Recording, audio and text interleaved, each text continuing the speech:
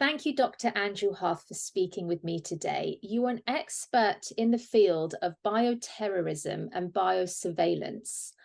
Recently, you posted on social media a document compiled by Renz Law LLC, which contained your declarations in relation to your employment at EcoHealth Alliance.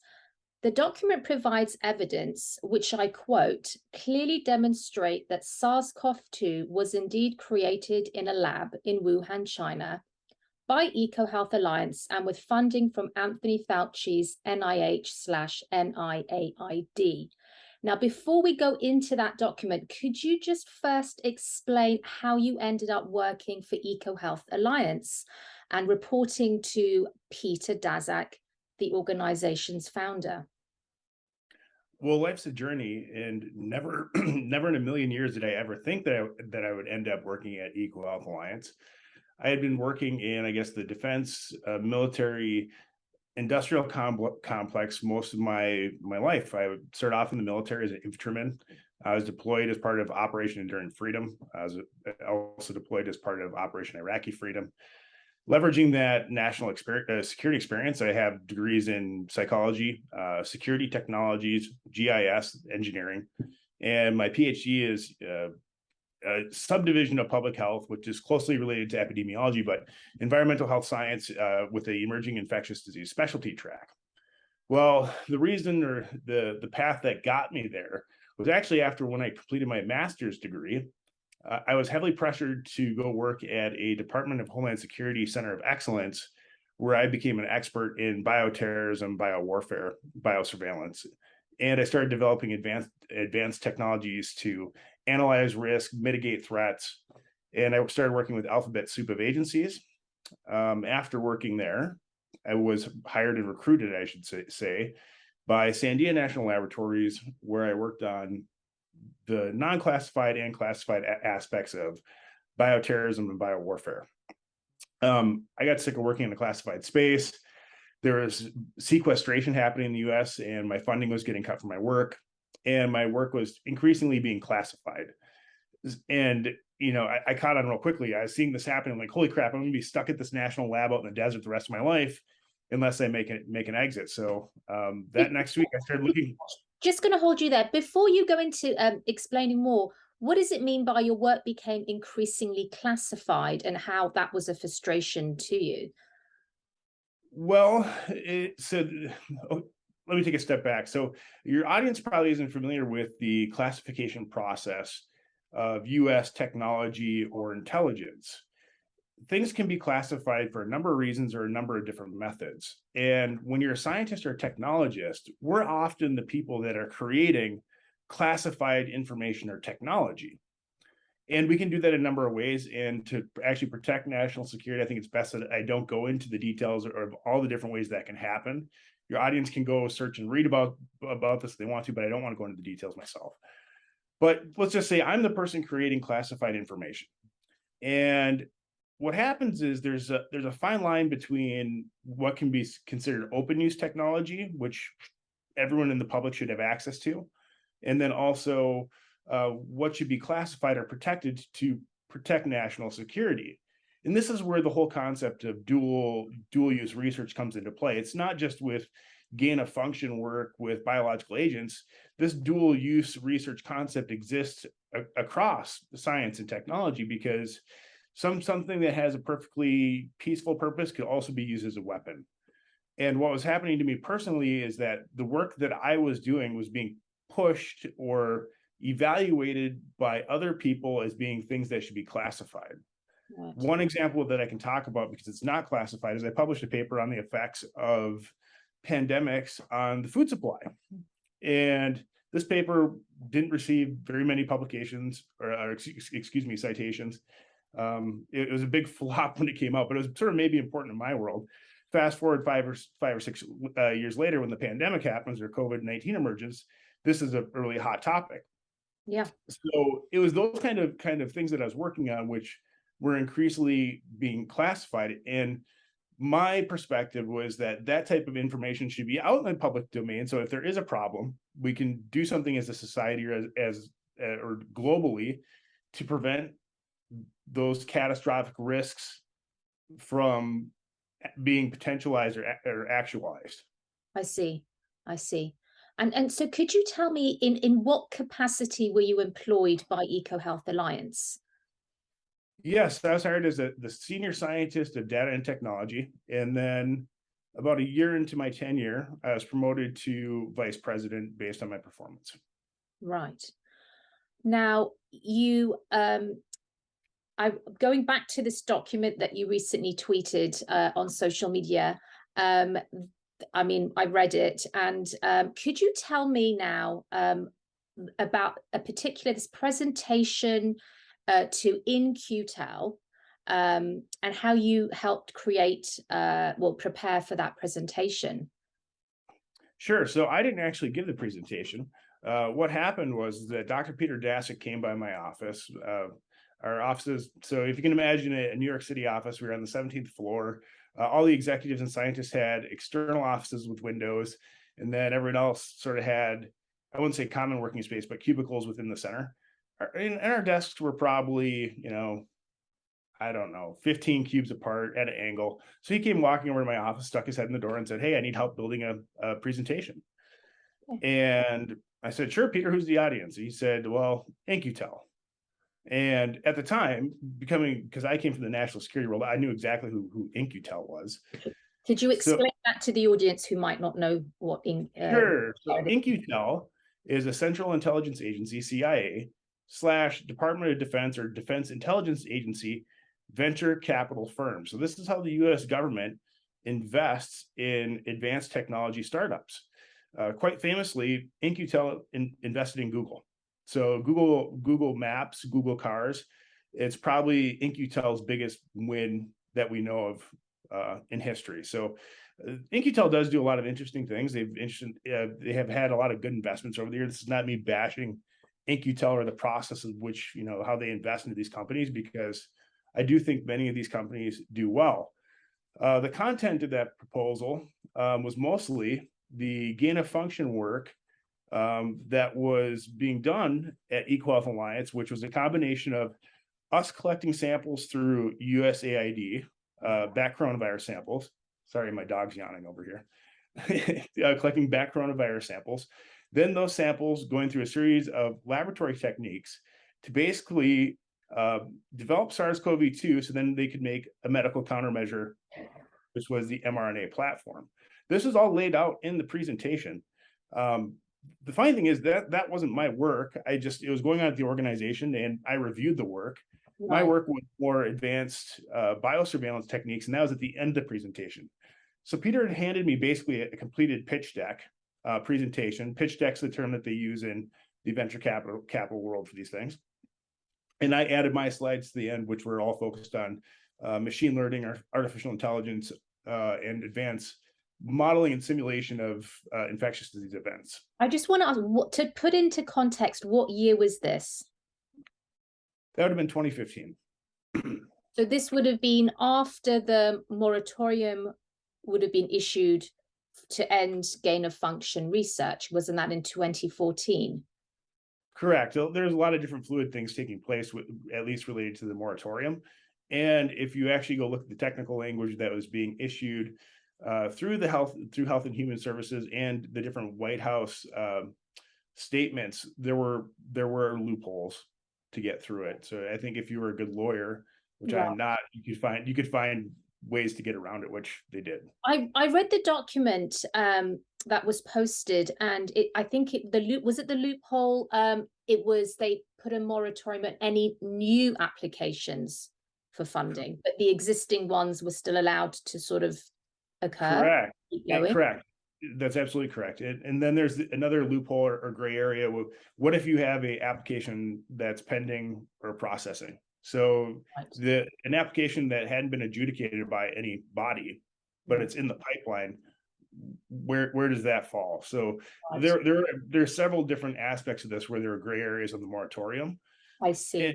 In my mind, it's not so much the moratorium being the issue here, is that if you look at, I think it's page 124 or 125 of the NIH proposal that was submitted by EcoHealth Alliance of the Understanding the Risk of Bat Coronavirus Emergence is that it's a complete fabrication lie. A complete fabrication lie. So first of all, in the specific aim section of the document, which is earlier on, it clearly specifies that this is gain of function research without saying the words gain of function. That's the first thing. Now, are you now talking about the EcoHealth Alliance's research proposal document Yes. that you reviewed and then you gave your feedback on? Right. Okay. And that was in 2014 as well. Yes. That was in 2014, shortly after I was hired. Right. And immediately, which raised a red flag for me, it was page 124 of this document. It's called a select agent form. And a select agent form is a boring government form, which you have to fill out in all these applications that you submit to NIH where you're doing research on infectious agents. First of all, most of this form typically doesn't apply to most people because you're not working with select agents. Well, first of all, they were working SARS coronaviruses. So yes, they were working with a select agent. They don't talk about it on page 124. The other thing is because of my work history. So I used to be what's called a contracts technical representative for the U.S. government. That means I know the insides and outsides or every angle of government contracting, and would work with attorneys to actually structure and negotiate contracts on behalf of the U.S. government and then enforce those contracts. So there's a big problem on this page 124. So what they do is, or what EcoHealth Alliance does, is that they defer what's called the Institutional Biological Safety Committee to the Wuhan Institute of Virology, a subcontractor. Well, that's explicitly prohibited by law. You can't do that. So they do this on this page 124. The other thing is that they're supposed to have in place is what's called a biological safety officer. EcoHealth Alliance did not have a biological safety officer. In fact, I brought both these issues up to Dr. Peter Daszak, and he told me not to worry about it. And as a new employee at the time, I figured he knew what he was doing. I'm not going to rock the boat. But what became more apparent over time, this is a pattern of behavior at EcoHealth Alliance. So basically, on the select agent form, they lie by saying they're not working on select agents. Then they talk about things that are not even relevant to select agent research in the select agent form. And then 3, they defer the biosafety risk management process to a subcontractor, which is explicitly prohibited by law. It's in the NIH rules. Right. And then on top of it, it says, then there's it even gets better. So then there's a bioethics section part of NIH rules and guidelines, which say, if you do not have an IBC or a BSO, it is unethical to submit proposals for this kind of work. So not only did Peter or Dr. Daszak flagrantly break the law, he went outside the ethical guidelines to do it, and knowingly so. Right. This was to the NIH, right? Or the NIAID?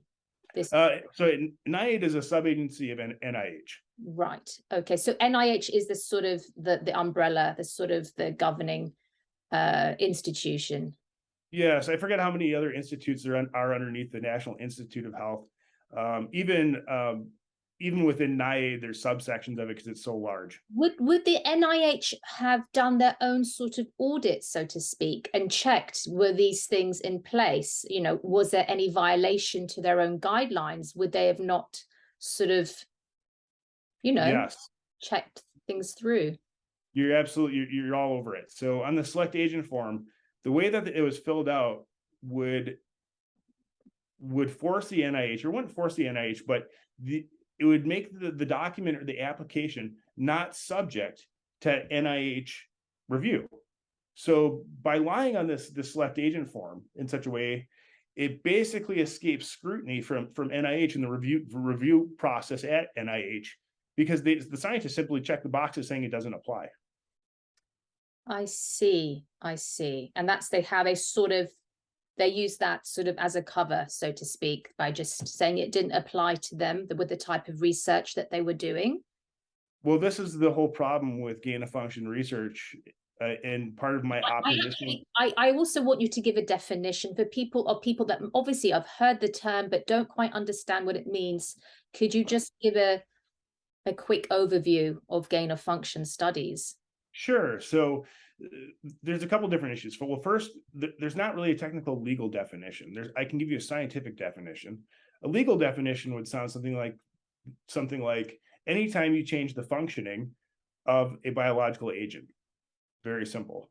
The scientific definition, broadly or typically accepted, is anytime that you enhance the pathogenicity, the virulence, the transmissibility, the infectivity of a biological agent, typically for the worse or to make it more dangerous.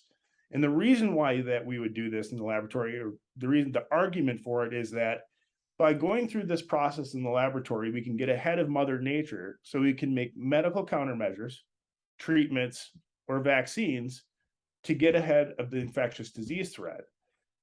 And this has been a hot issue really since the late 2000s in my field. And it splits the field scientifically in terms of opinion. I've always been against it because it's my belief that the logic is inherently flawed. Humans cannot predict what Mother Nature will do. And the techniques and the things that we do in the laboratory, the way that we select for traits in the laboratory, doesn't mimic natural selection pressure out in the real world. And we can do it at a much faster pace and cycle than what happens in the real world. So if you look at SARS-CoV-2, for example, it's probably, if you were to compare it to other naturally occurring SARS coronaviruses, it's underwent 100 to 200,000 years of evolution in the laboratory. So here we are trying to create treatments for things that probably would never likely emerge. Yes. No, I see what you're saying. I mean, so when you were looking at this proposal document, obviously you knew at that time this is gain of function. This is asking for a grant for gain of function. Were you aware of that? Oh, acutely, yes. And were not concerned that there was this moratorium in place? I don't know if it overlapped, because I think that happened in 2014 too. Were you did it concern you? Well, so everything's in context. So I was living in New Mexico, working at the National Laboratory. I had accepted the offer from EcoHealth Alliance in September of 2014. Peter Daszak wants me to move to New York City in a month. I have a whole house of goods in a big house in New Mexico, and I have to drive across the country and move into an 800 square foot condo in Manhattan. So I'm probably not on top of what's going on in the infectious disease world, moving into a new environment, trying to get caught up to get up to speed with a new employer. And I'm simply asked to review this proposal. And really, I had other contracts and other responsibilities in my own laboratory that I had to attend to. So when I'm handed this document and asked to review it, I'm mainly looking for grammar errors, content errors, rhetorical strategy to help get the funding. I'm not looking at this saying, well, this is bad research, we shouldn't be doing it. Because I'm in environmental health and epidemiology, I'm always concerned about biosafety and biosecurity risks. I bring those up. Once again, when you're new to an organization and your supervisor tells you, I've got this taken care of, don't worry about it, I assume that the CEO knows what he's talking about, and I go back to work on my other projects and things that I'm doing. So so nothing seemed out of the ordinary at the time. I see. Could you just elaborate a little bit more on this proposal, on this document, any of the details? I remember reading something like they were asking for over $3.5 million, I think, for this grant. Was the Wuhan Institute of Virology, were they also included in this form that was filled in? So the selected agent the NIH application grant application package is hundreds of pages of documents. Okay, some are standard forms which everyone has to submit. Then the other, there's about 15 pages of meat in the proposal which refer to what the scientific content or research questions to be answered are. Then there's a bunch of other supporting documentation that goes that goes along with that. In the supporting documentation, I think there are 4 or 5 different institutes from China which become supporting partners of the research, along with the University of North Carolina. Right.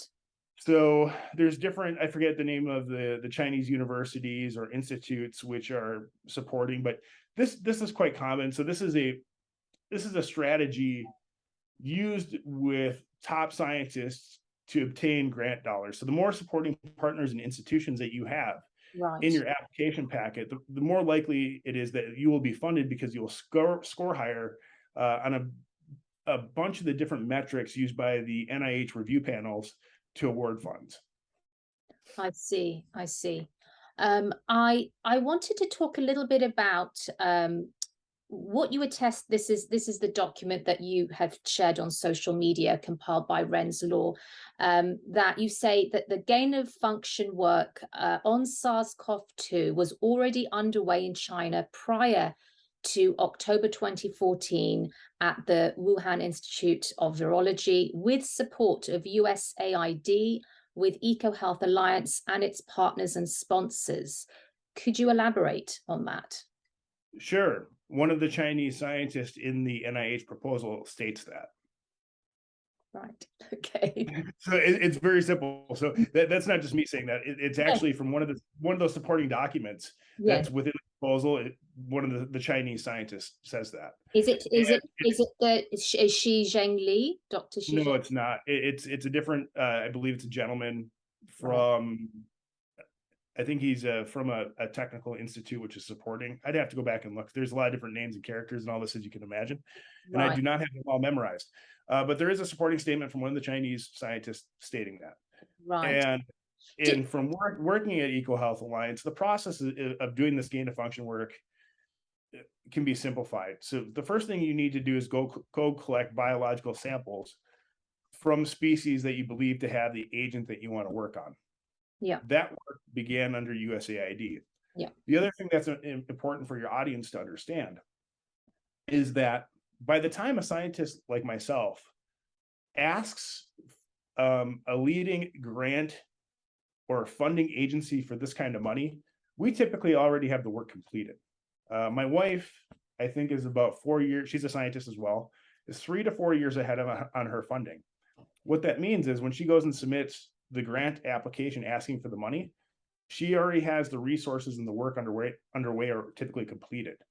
That was no different at EcoHealth Alliance. So by the time that we're asking for money for a project, we're typically already working on it and getting ready to publish on it. Right. And so that's what gives us a strategic advantage, or a good scientist a strategic advantage, is that when you're proposing hypotheses in the beginning of the document as research questions, and you have to demonstrate that you have preliminary data to receive the funding because it's highly competitive, you already know the answers, or they have a pretty good idea what the answers to your own research questions are. Yeah. And the scientists and managers who review your proposal see that, guess what? You get the money. I see. Could you describe your interaction with Dr. Xi Zhengli, who's known as the Bat Lady? She headed up the Center of Infectious Diseases at the Wuhan Institute of Virology, and Professor Ralph Barrick of the University of North Carolina, Chapel Hill. Could you tell me your interaction with those two? I tried to keep it minimal. So what happens in an academic environment, that there's a lot of ways to waste your time, and your time is very precious. I knew who they were. They came to visit the office at EcoHealth Alliance. I was introduced to both on separate occasions. They gave presentations related to their work. I found both their presentations to be rather dry. And maybe that's because it's not what I'm passionate about typically in science. I did ask Dr. Ralph Barrick a couple pointed questions about how the type of mouse modeling work that they were doing with SARS coronaviruses could be used to predict infectious disease emergence, which is something that I'm passionate about. And I didn't like his answer. Right. But scientists have debates like that all the time. Did you meet with them before they published that paper in 2015? in. I'd have to go back and look at my notes. So Yeah. No, they visited the office a number of times. I mean, I yeah, think I can recall Ralph Baer being there at least twice. I think she had been there probably two or three times, but I right. only met once. Yeah. And You try not to waste other people's time, and especially when you have foreign scientists coming to visit, they're not walking around talking to every scientist in the office. They have work to do, and yes. try not to bother them. What did you know? I mean, back then, the sort of the dangers arising from gain of function research. You obviously were well aware of the process involved, what it entailed. What were your sort of your concerns about it? Well, my concerns about gain of function really haven't changed since I was a PhD student. So, learning is a process, and finally, when I got to the point in my education where I was actively being taught about gain of function work and the pros and the cons and the debate around it, most of the debate of gain of function originated around highly pathogenic avian influenza H5N1. And there were 2 or 3 different laboratories that were doing this gain of function work. One was in the United States, one was in Europe. And there was a lot of debate whether or not this work should be taking place at all for these very reasons, because the argument is this: if by doing the gain of function work, we can get ahead of potential mutations, which will be bad for humans, we can make vaccines for the future, let's say, or medical countermeasures. The other side of the debate is simply this: we can't predict what Mother Nature will do. And there's no proof that these things will emerge in the way that we think they will, or the way that we manipulate them in the lab. So let's not do it. So I actually had to state my position on this as a PhD student with a pretty famous epidemiologist. His name's Dr. Michael Osterholm. He was my PhD chair, and he was also President Biden's COVID advisor. And in his class, I said, I'm opposed to this. That's a position that I took at a younger age. And I stayed in that camp my entire career because it really doesn't make sense scientifically to me, Right. or logically. I mean, you can slice and dice this a million different ways. Yeah. I don't see that you can ever predict how a pathogen will evolve or emerge and then make a medical countermeasure that works. Yeah. And I think if looking in hindsight at what's happened with SARS-CoV-2, I've been proven correct. Or I shouldn't say myself, but the 55% of us in my field that feel that way. Yes. And when you sort of voiced your concerns to Peter Daszak, the fact that there wasn't this sort of biological safety officer, and all these safety precautions that should have been put in place were not. And you said you sort of brushed your concerns aside. I mean, what eventually led you to leaving EcoHealth Alliance, and if you could just talk me through that. Sure, there's a lot to unpackage there. So I think with my military background, I've always been a person where we're trained to, if you have bad news or a problem, you present it very bluntly, straightforward. You need to get the bad news out there, deal with it, and move on.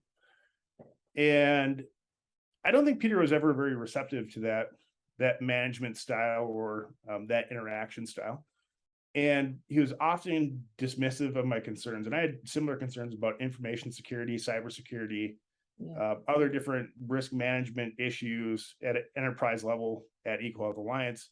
All of these things were dismissed.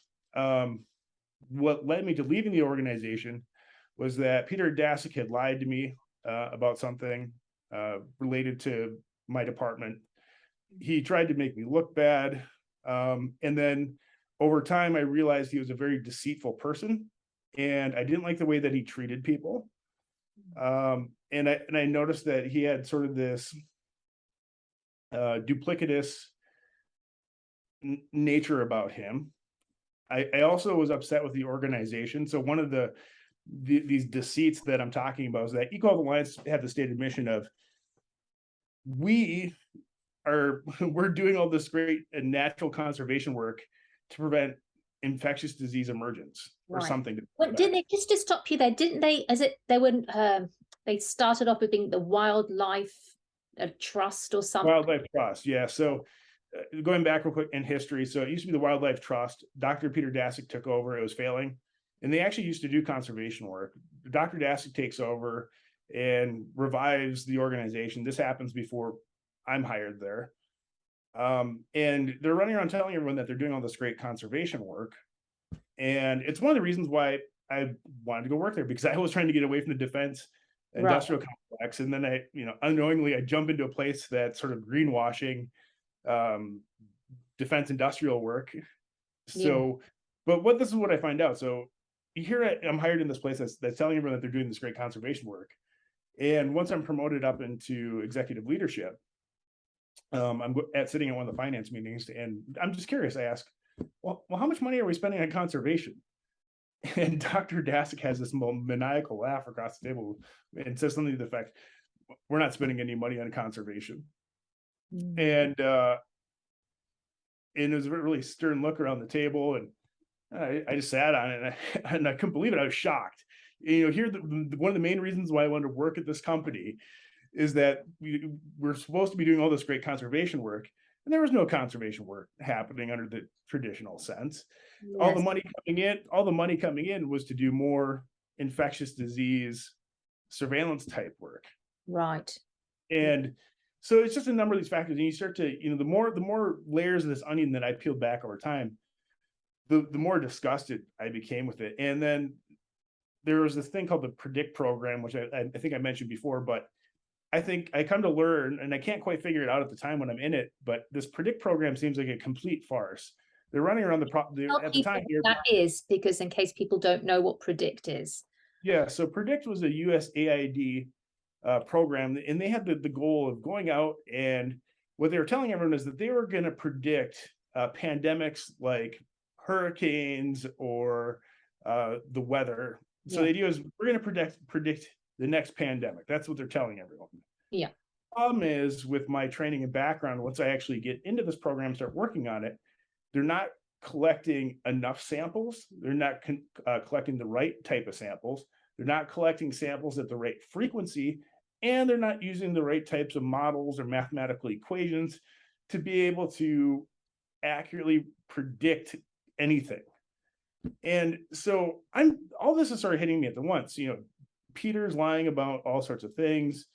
There's no commitment to safety. They treat employees bad. This PREDICT program's a farce. Peter's lying to me. The organization's not involved in conservation. So in late 2015, I had already made the decision that I'm going to go look for employment elsewhere. And I started interviewing for faculty positions all over the country. Yeah. And then over the next 2 to 3 months, because I was predicting that this would further deteriorate. One, because I'm unhappy and I don't like the things that were going on. And two, this seemed to be getting, what I was learning about the organization was getting worse by the day. Right. So I knew I had to get out of there. Yes.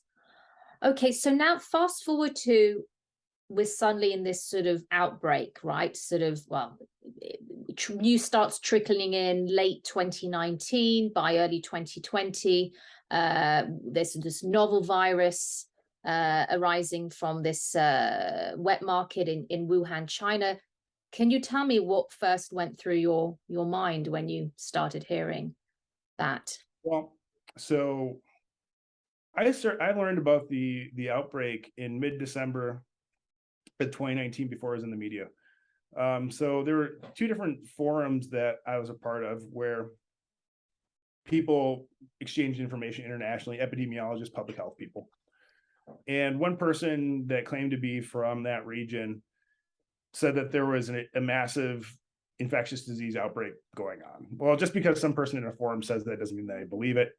There's some other chatter I pick up on that sort of says the same thing. So I got two different people now sort of saying the same thing.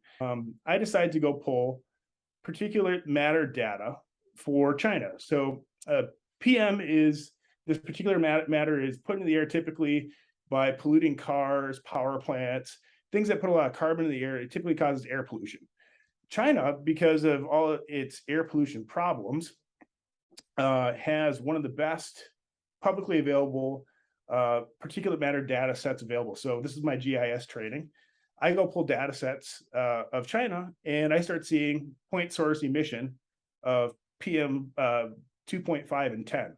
Those are different concentrations of this particular matter, different size particle. So what I find is that there's high point source emissions over crematoriums when I overlay it on the map. So right there, I know that there's something going on that no one's talking about for some strange reason. And so I started calling around to my friends and talking to other people, and what the hell's going on? Like, why aren't we talking about this? And there are other more formal channels that epidemiologists and infectious disease detectives speak to each other on, and there's no chatter happening. And it's really strange. Well, then the US government starts to roll out their narrative about what's going on. And I'm calling up my friends and I'm upset because I'm like, well, according to the National Pandemic Preparedness Plan, we're supposed to be doing this, this, and this. Why aren't we doing these things? What the hell are they talking about this? And they're going back and forth about mask policy, all this stuff. It was so disorganized. We have Anthony Fauci taking the lead and NIAID over pandemic response and not the CDC. I mean, all this is so strange. And so my friends and I are the younger people that I graduated my PhD program with, start talking to each other and other people we've worked with, and none of it makes sense. And I'm just becoming more irate by the day. And initially, by the time when the official narrative starts coming out, like the first week of January, I've come to the conclusion that there is, in fact, an emerging infectious disease outbreak happening. So I know that the work that EcoHealth Alliance was doing at the Wuhan Institute of Virology, I knew what agency they were doing it with. And I'm looking at this and none of it makes sense. The whole story about this being a wet market didn't make sense.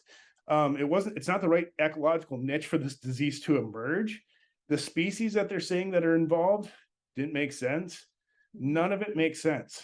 And the real unfortunate thing is there's probably only a handful of scientists in the world that understand that really well to be able to sort of call BS on it. And I see some of the people that would likely know the truth here supporting this weird narrative. And that actually scares me. So for that first year, I start sending and working with journalists and sending them information to help them find the truth. I see. Right. And what kind of information were you sending them? I was telling them where to find. So I was telling them how to search for information related to this topic, where to search for information. I had released my documents and gave all my documents to a number of people. Right. And I think part of the problem was that most people didn't take the time to read these documents that I gave them, or didn't understand what they were looking for even. But there's only so much time in a day that I can spend when I'm trying to, make a living. Yeah. Trying to educate someone else on how to read these things. Of course. And was it, I mean, it's just obviously we've all seen this sort of, would you call it a mass cover up with this sort of to cover up their tracks? And you have these, I think by is it by FOIA request, or we have the emails between Anthony Fauci and sent to various other officials and with Ralph Barrick. What's your take on all that? Is sort of this massive. It's an absolute conspiracy. Here's the first sniff test to see if any of this passed. Why on earth would any U.S. government research done at NIH, funded through grants, need to be redacted? Yeah. It's not national security information. Yeah. So the only reason why justification they could have for redaction is that it's damaging to the United States. That's one of the criteria for redaction. But once again, this is all, if everything is okay and there's no problem and the United States wasn't involved in something nefarious, or we didn't mismanage some project, why would an NIH grant awarded to public institutions have to have anything redacted? Yeah. When these FOIA redactions started coming out, I mean, in my mind, I'm like, okay, this is obviously what I think it is, because that very thing, you do not redact grant email communications. Yeah. Yeah, it's highly suspicious, isn't it? Yeah. I mean, what sort of, what made you come forward as sort of like essentially you're a whistleblower? What sort of has driven you to do that? And what have been the repercussions for speaking out? Sure. So the reason why I came forward is that I think everyone needed to know the truth. Uh, this this unfortunate event will repeat in history will repeat itself unless we take actions to prevent it from happening again. And if we lie to ourselves about what happened, it'll happen again. If we do not hold those accountable that made the mistakes, this will happen again.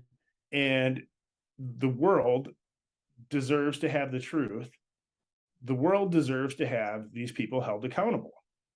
It's pretty simple. This is just a fairness and justice, American values and principles. Now, from coming forward as a whistleblower, I've been severely harassed.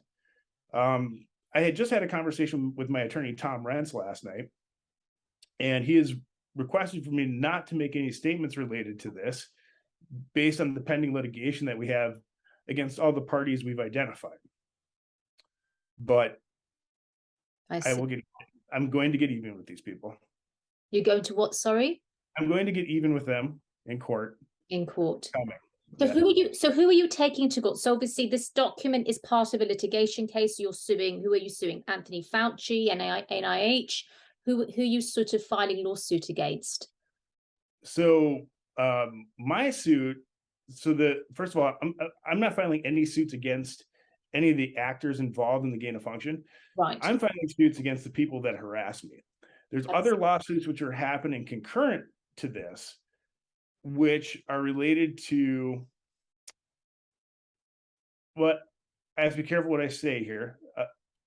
The lawsuits are against the people that were negligent in the development of this agent. I can say that, I think. Right. Because all of this is very, very fluid, but yeah. Most of these documents are going to be filed in court within the next few days, maybe next week at latest. And this will probably be the largest series of court cases in history. Yes, it does seem like this year will be a tsunami of lawsuits being unleashed, it seems. We've got as well it should. Sorry. Yes, exactly. As well it should. I mean, this is not just an American problem, and this is the point that I tried to make to so many people. Infectious diseases do not care about my politics, my race, my gender, or where we live or what country we're affiliated with, and that's the sad reality here. So this is a global problem. Yes, no, it absolutely is. We're all affected by it. Absolutely. I thank you so much for your time, Andrew. I mean, if there's anything else you wanted to add before we end, I know your time is precious, but if there's anything else you wanted to let the audience know. Well, just stay active and stay positive about the whole thing. This is a terrible mishap, but we'll get through it.